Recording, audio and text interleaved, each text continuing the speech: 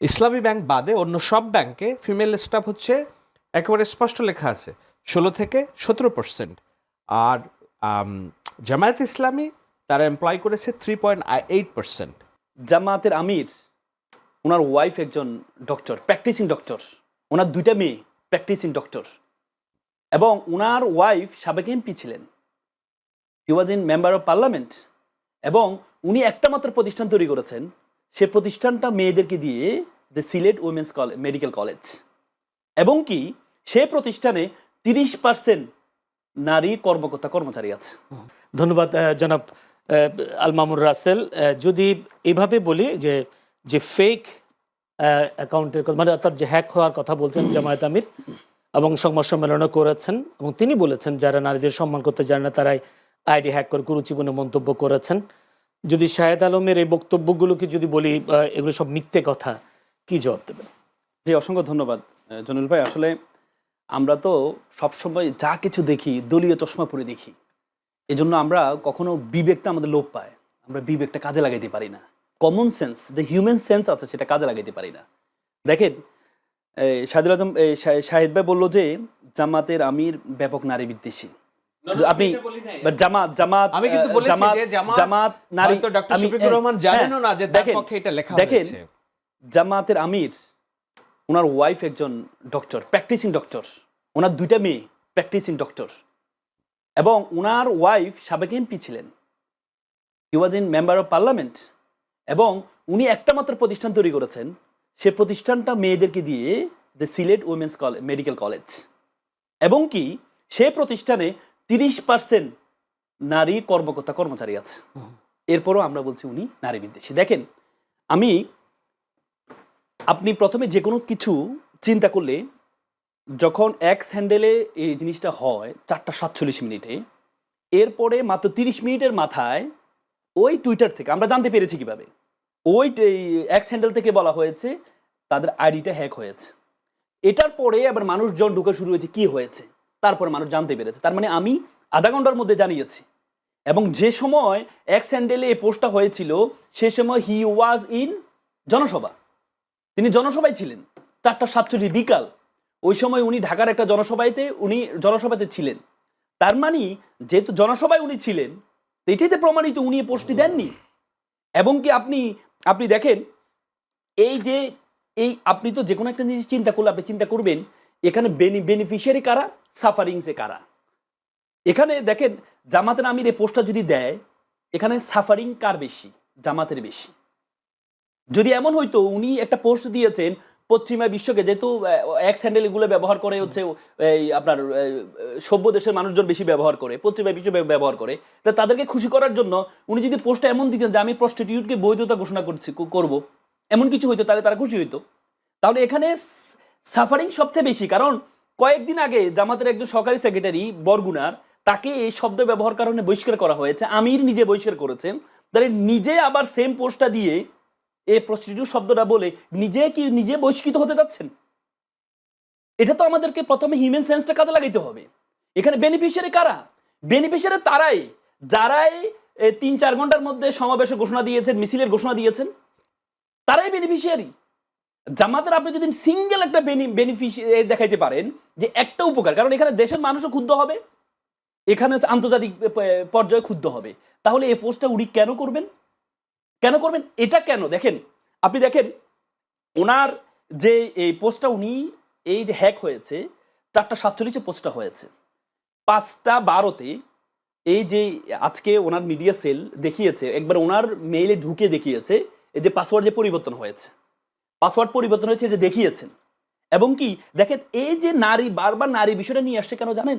যে আপনি যে একটু আগে শাহিদ ভাইকে প্রশ্ন করলেন যে শাহিদ ভাই বলে যে মাত্র 2 জন নারীর পক্ষে আছে, একজন মোনামি ম্যাম আর একজন হচ্ছে জুমা, এই 2 জন ছাড়া সবাই।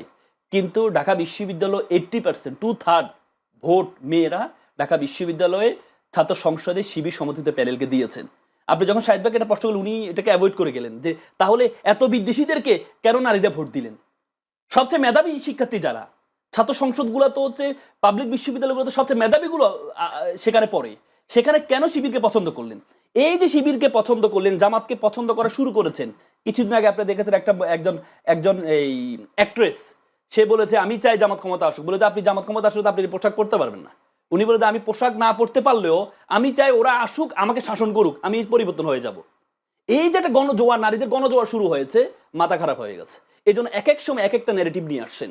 প্রথম ন্যারেটিভ নিয়ে আসলেন, প্রথম ন্যারেটিভ 6 ঘন্টা করলে নাকি এই জামাত বলেছে যারা মা আছে তারা যদি সন্তান পালন করতে হয় 6 ঘন্টা ওনারা করবে, কারণ আপনি উন্নত বিশ্বে, সাহেববারে উন্নত বিশ্বে ছিল অফিস ফ্রম হোম থেকে অফিস করা যায়, সেটাতে নাকি নারীদের ঘরে ঢুকানোর চেষ্টা করছে। কিন্তু আপনি যখন বেকার ভাতা দিচ্ছেন তখন মানুষকে ঘরে ঢুকানোর চেষ্টা করছেন না, বেকার ভাতা ঘরে ঢুকবে না।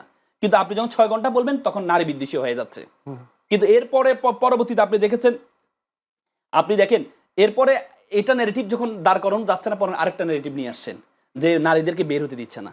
যখন জামাত তার ফরেন ডেলিগেটের সাথে, আমি শেষ করছি, সচেতন কেন না আপনার অ্যাডমিনটা, আমি এটাতে আসছি, আপনাকে এটা শেষ করে দিয়ে আসছি। দেখেন পরবর্তী ন্যারেটিভ নিয়ে আসা হয়েছে জামাত বের হতে দিচ্ছে না। যখন জামাত দেখলো যে ফরেন ডেলিগেটের সাথে জামাতের নারীরা বসছে এবং পলিসি সাবমিটে নারীরা অংশগ্রহণ করছে এবং তারা নেতৃত্ব দিচ্ছে, এমনকি ফরেন সাবমিটগুলোতে নারীরা যাচ্ছে, তখন আর এই প্রশ্ন থেকে ওনারা ব্যাক আসছেন। এক এক সময় এক একটা ন্যারেটিভ দাঁড় করাচ্ছেন। কিন্তু যেখানে একটা নারীকে উলঙ্গ করে ফেলবে সেটা নিয়ে কেউ কোনো আন্দোলন করছে না। পুরো বাংলাদেশে এমন ভয়ঙ্কর শব্দ তো কেউ বলে নাই যে ভোট চাইতে যাবে তাকে উলঙ্গ করে ফেলে, তার ছায়া ছিঁড়ে ফেলবে, এমন কিন্তু তখন কিন্তু এই নারীবাদী বলেন, কোনো বাদী বলেন, কেউ কিন্তু বের হয়নি। যখন নারী কান ছিঁড়ে ফেলেছিল মেরে, তখন কিন্তু কেউ বের হয় না। যখন হিজাব টেনে ছিঁড়ে ফেলছে তখন কিন্তু বের হয় নাই। যখন একজন বিএনপি নেতা বলেছেন যে নেকাবটা বেশ্যারা পরে, তখন কিন্তু আন্দোলন হয়নি। তখন কিন্তু এভাবে নারীবাদীরা এভাবে বের হয়নি। এখন কথা হচ্ছে এই জিনিসটা জামাত ক্লারিফাই করেছে যে এই পোস্টটা যখন দিয়েছে তখন তিনি উপস্থিত ছিলেন না। এবং কি আপনি দেখেছেন রিসেন্টলি যে আমাদের রাষ্ট্রপতি দপ্তর থেকে সরোয়ার নামক একটি মেল থেকে বারবার ভাইরাস পাঠানো হচ্ছে, দেখেছেন আপনারা জামাতের বড় বড় নেতাদেরকে। এবং কি যেটা হ্যাকিং এর যে বিষয়টা আসে সেটা দেখা যাচ্ছে আমাদের দেশের বাহিরে। তার মানে একটা পুরো একটা যন্ত্র, সাহিদ ভাই বলে যে ওনার এটা খুব শক্তিশালী, ওনার বিরুদ্ধে তো পুরো বাংলাদেশ এবং আন্তর্জাতিক সবাই দাঁড়ায় না ওনার বিরুদ্ধে। যদি দাঁড়াইতো তাহলে ওনার এটা নিজেকে কন্ট্রোল করতে পারতেন না। পৃথিবীর বড় বড় আমেরিকার মতো জায়গায় তাদের ওয়েবসাইটে হ্যাকিং করা যায়, তাহলে একটা জামাতের আমিরের এটা কি এবং কি সেটা প্রমাণ করেছে এটা হ্যাক হয়েছে। সেটা বারবার জামাতের যে মিডিয়া সেল আছে আজকে দেখিয়েছে, ওনার মেইলে ঢুকে দেখিয়েছেন। ওনার এখন একটা প্রশ্ন নিয়ে আসে যে ভাই যে এটা 2 দিন থেকে 7 দিন লাগে, কিন্তু এটার এই যে মেইলটা পিশিং, কারণ ওখানে মেইলটা করেছে, মেইলটা করার কারণে মেইলটা যখন পাসওয়ার্ডটা পরিবর্তন করে ফেলেছে তখন সাথে সাথে এটা কন্ট্রোলে চলে আসছে এবং সাথে সাথে পোস্টটা দেওয়া হয়েছে। পোস্টে সব আল জাজিরার কথা লেখা হলো, কেবল একটা শব্দ, এইটাই তাদের ন্যারেটিভ তৈরি করার জন্য তারা চাইছে একটা শব্দ পরিবর্তন করে দিয়ে। কারণ তারা জানে আন্দোলন তারা দেখেছে। আরেকটা বিষয় যোগ করবো, দেখুন আমার কাছে 2টি ডেটা আছে কেন আমরা বলছি যে নারীদেরকে ঘরে ঢুকিয়ে ফেলতে চায় জামায়াত ইসলাম। তাদের তো দেশ পরিচালনার অভিজ্ঞতা নাই, কোনো প্রতিষ্ঠান চালানোর অভিজ্ঞতা নাই, কয়েক বেসরকারি প্রতিষ্ঠান চালানোর অভিজ্ঞতা আছে। সেই জায়গাগুলোতে তারা নারীদের প্রতি কেমন ট্রিট করেছে তার একটা এক্সাম্পল যদি আপনি দেখেন বুঝতে পারবেন। সেটা হলো ইসলামী ব্যাংক। এটি তো জামায়াতের প্রতিষ্ঠান, এই একমাত্র প্রতিষ্ঠান সাকসেসফুলি তারা পরিচালনা করে, যদিও আওয়ামী লীগ সরকারের আমলে এটা দায় দেনায় ভরপুর। তো সেখানে আমার কাছে একটা প্রতিবেদন আছে, আপনি দেখতে পাচ্ছেন এখানে লিখেছে 510 জন female staff out of 13,500 employees Islami ব্যাংকের। 13,500-র মধ্যে 510 জন ফিমেল। আচ্ছা, আপনি বলতে পারেন যে সবাইকে ফিমেল হইতে হবে কেন?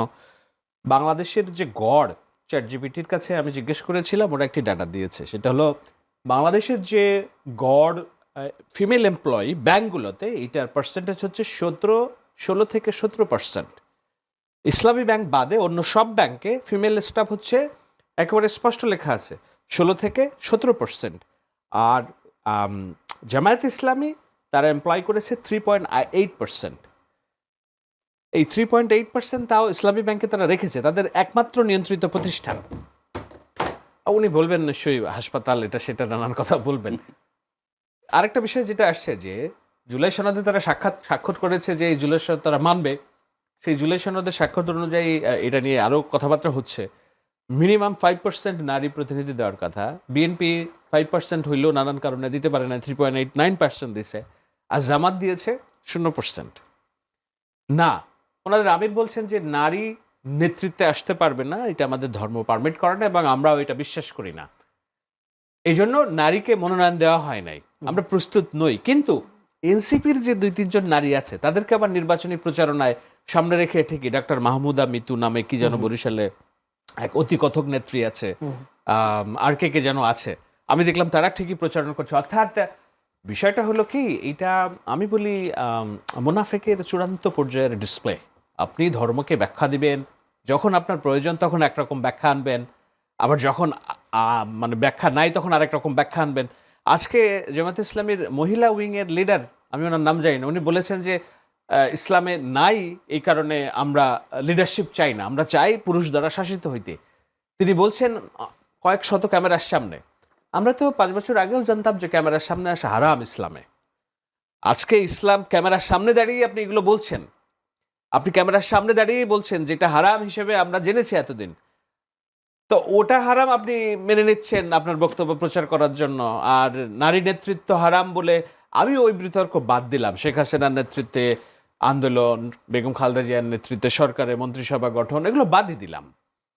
সো দিস আর এই ব্যাখ্যাগুলো না খুবই অসামঞ্জস্যপূর্ণ এবং এটার একটা বাংলা উত্তর, সেটা হলো মুনাফেকের ব্যাখ্যা আর কি।